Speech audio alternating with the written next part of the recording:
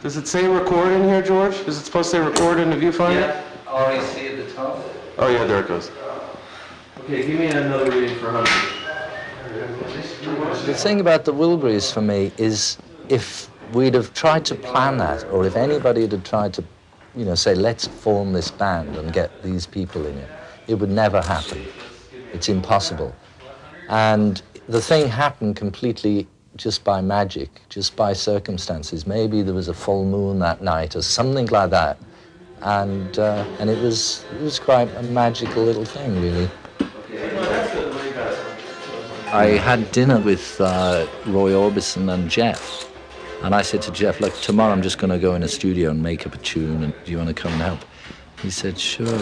Bob, we knew, had this little studio. I phoned Bob up. I mean, sometimes you can phone him and not get through for years, but he picked up first ring and he said, sure, come on over. My guitar was at Tom Petty's house, so Tom and Jeff picked me up. We went over to Bob's. I got the first line, just had been beat up, battered around, and then wham, they just kept coming with all these lines. And there was Bob was saying, oh, what's it called? What's it about? And I finally saw behind his door this big box with a sticker on it saying, hand it.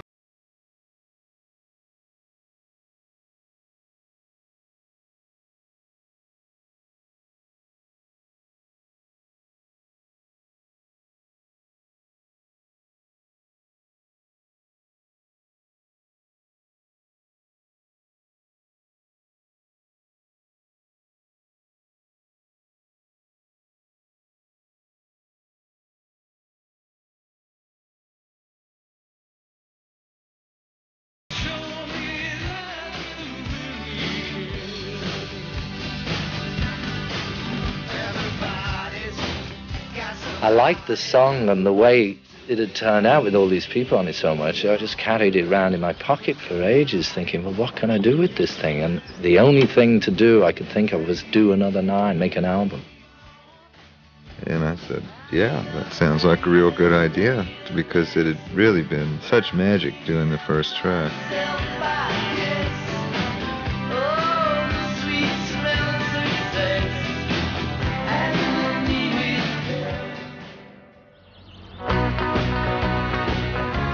Bob had to go on the road end of May, so we just sort of said, okay, we'll meet on the 7th of May or something like that. All in a day's work for a Wilbury. And we had like 9 or 10 days that we knew we could get Bob for, and everybody else was relatively free.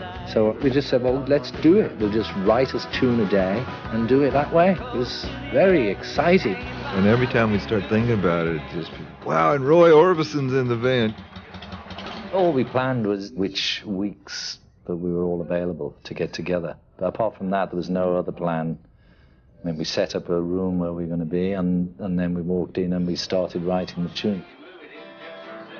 We were in Dave Stewart's house, and it was a nice environment because you could kind of sit outside. It was warm, and the doors were always open. Why don't we do one like that?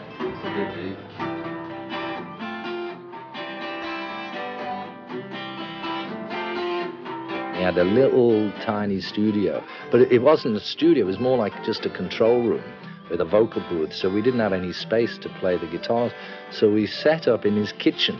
It wasn't soundproofed or anything, and we just put like 5 chairs around the kitchen and then put the microphones up, and that's it. So all them guitar parts, you know, all them acoustic guitars were just in this kitchen. We did for music, that's what it was all about. There wasn't a lot of deciding of what to do. Not a lot of time spent planning out anything. So we just wrote the best songs that we could write and sang them as best we could. There at the bar when I got out of the car. Oh, no, she was long and tall. Short. I thought she was dressed to kill. Yeah, that's good. She was To give me a thrill. She was over the hill. She was What's that? She was dressed to kill. She was over the hill. Last night. Just sitting around in a circle, like 5 of us, just strumming acoustic guitars and coming up with a song in like a couple of hours that was almost ready to record, you know, and then recording it like on the evening. It's pretty sort of unbelievable stuff. I looked at her eyes. They were full of surprise. They were full of surprise. It seems to obviously they were filled with surprise. Yeah, they're full of surprise. They were filled with surprise. Last night, thinking about last night, I asked her to marry me. She smiled and pulled out a knife. She said the party's just beginning. She said, "Oh shit." Sometimes we'd sing the same song, you know, just to see who sounded good or if this key fits somebody. And that was a lot of the fun of it. And George would kind of audition us, which could be really intimidating, you know, because, like, you know, Roy Orbison would sing the song, and then they'd send you out to sing it, you know. And it's like, well, damn, that's really intimidating. Last night, thinking about last night. Last night, talking about last night.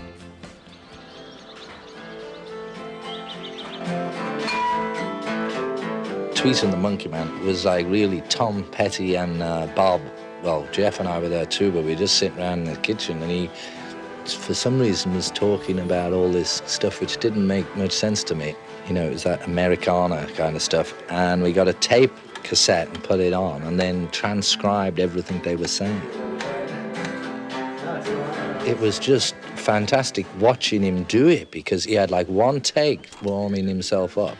And on take two, he sang that Tweet and the Monkey Man right through. And then what he did was he changed some of the lyrics. Maybe in about 4 places he changed a couple of lines and improved them and dropped those lines in, and that's it. Let's get them near the souvenir stand. An ambulance come rolling in, a state trooper close behind. Tweeter took his gun and tied him up and treated him unkind. Undercover cop was left tied up to a tree near the souvenir stand by the abandoned factory. How's that? Huh? Good? Yeah. I think it was good. Okay. The way he writes the words down, like very tiny, like a spider's written it, you know, you can't hardly read it. And that's the amazing thing.